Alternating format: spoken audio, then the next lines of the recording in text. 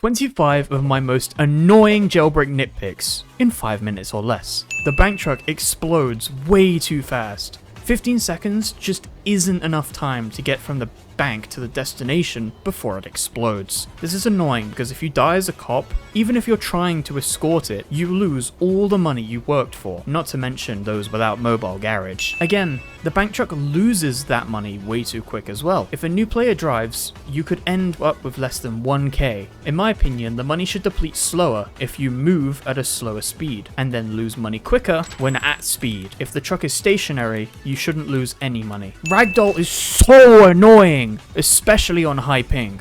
I have died countless times in the mansion due to Ragdoll breaking and making me idle for way too long, leading to the CEO doing a wombo combo. Ragdoll shouldn't really be in the game unless it's to tase.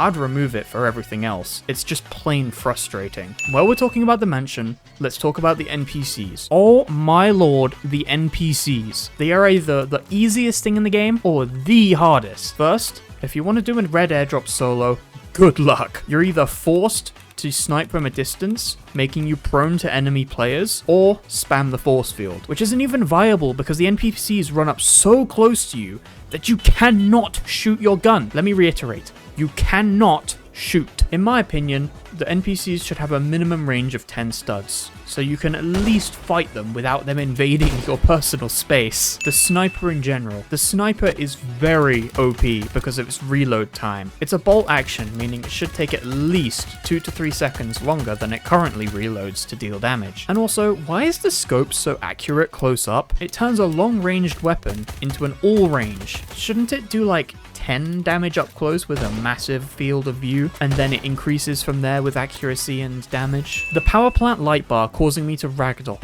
every time I forget to crouch is, well, quite frankly, very annoying, and it shouldn't really be there, as it's not obvious to new players that you're meant to crouch. The tomb being impossible to prevent as a cop. The tomb is unlike any robbery, as it's the only one where, if you go inside as a criminal, as long as you don't die yourself, it is impossible for a cop to stop you from turning in the money. The only exception to this is the mansion, but that's for both teams, and I don't really consider that as a robbery as such. Cops should be able to camp the exits, and they should also have more room so that the criminals can PvP and fight themselves out there as well. It'd add more challenge to the criminal team, which it's desperately needing. Airdrops in the mansion having a closing time. Why do airdrops despawn, and why does the mansion close? There's no real reason for this, and it causes so much frustration while I'm just trying to peacefully grind. I'll be 1 nanometer away from going inside the mansion and bam, it closes dead on 4 AM. I know the lore reasons behind it, but in my opinion, I think that this should be reworked. It's annoying more than immersive.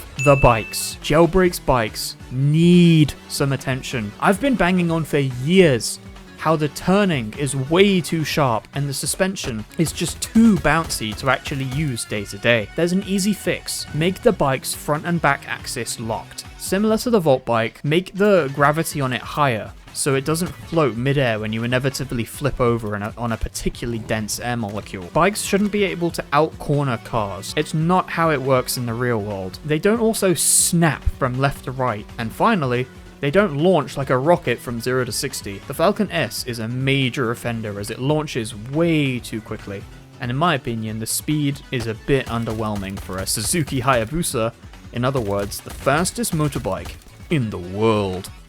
In 1999, the cargo plane is infamous for high ping players, as they frequently get teleported out the back similar to how the train used to work. This one's got to be short, because I'm not sure why this is the case, but hopefully it's something a SEMO or Epic tank could figure out with their smart brains. The Trailblazer is one of my favorite vehicles, but despite this, the suspension is very bouncy and might require some tuning to make it perfect. Currently, it bounces too much at high speeds, and I think it's tedious to drive sometimes. While we're talking about the Trailblazer, I think it should get a minor turn speed buff, as currently it feels super heavy to turn, which I know is a trade-off for supercar speeds and turrets, but I think it should have a very, very slight buff to its low speed maneuverability, as it struggles to keep up with almost every vehicle in the game. Sometimes players just don't show up on holograms. I have no idea why this might be, but it's super annoying when bounty hunting.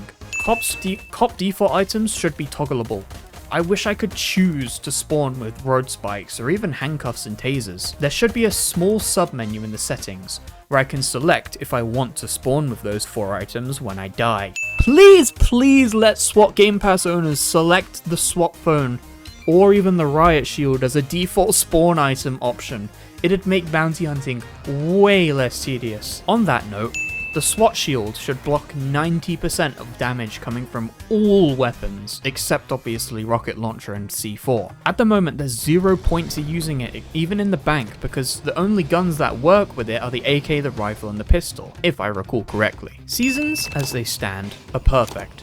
I like the contract system, but please let us stack daily XP if we don't do it on the day. There can definitely be a limit. They stop stacking after 7 days, and you also have to actually join the game for it to stack, but it'd make doing the seasons a lot less fear of missing out dependent. Seasons are fun, as I said before, but what could be cool is to take the contract system and re-implement the missions feature from 2018. You can choose to complete as many small contracts as you want. For example, arresting a 5k bounty, and it rewards you with a random reward, like 20 rocket fuel, a common safe, or even like red safes for harder contracts, but specifically not cash. It would add fun alternative ways to earn rocket fuel and safe items without needing to grind airdrops or outright buy them with Robux. It would also open up the possibility of experimental contracts being added to the game before they get put in the actual season roster. Enough about seasons, now let's talk about something personal. We need more recreational spaces. Creator City would be perfect for this. Maybe a urban cafe or a park. Somewhere where we can just hang out that isn't an apartment or a beach. It'd make the game feel more like a community versus always being a PvP focused game. Bring back the gravity command for private servers, please. Private servers should have a playground mode where you can disable player saving and be able to have infinite rocket fuel, spawn a giant infinite base plate in the sky, open any robbery you want with whatever floor you want, disable vehicle spawn delay, and basically any other wacky, wonderful things you can come up with. It'd be so much more fun than just having an empty jailbreak map to play in. Why don't the new rims have brake calipers? How are they meant to stop the car if there's no contact patch between the brake disc and the chassis itself? The agent should have homing missiles! It's unlimited, so why not? It could be the best anti-volt bike car in the game if it just had the facilities to do it consistently. On that note, homing missiles need to be smarter. Why did they just spin around on the target instead of exploding? And why do they try to fly into terrain instead of avoiding it? And finally, why doesn't the jet and the army heli have flares to defend themselves against missiles? It would make air-to-air combat more fun if you could actually defend yourself against the missiles. The last nitpick I have is the fact that you aren't subscribed and haven't liked the video. Do it, it's free. And it also helps boost my channel in the algorithms. So do your boy a solid. I'll be doing a Game Pass giveaway at 100 subs, so there's that too. You got nothing to lose. With that said, I thank you for watching. Sorry Asimo if this came across as negative. I made this with the intention of bettering the game. I love this game, and I also would like to poke some fun at the game's, quirks. And to the viewer, my lovely dear viewers, yes Mason, I'm talking about you! I hope to see you in the next video. See ya broskies.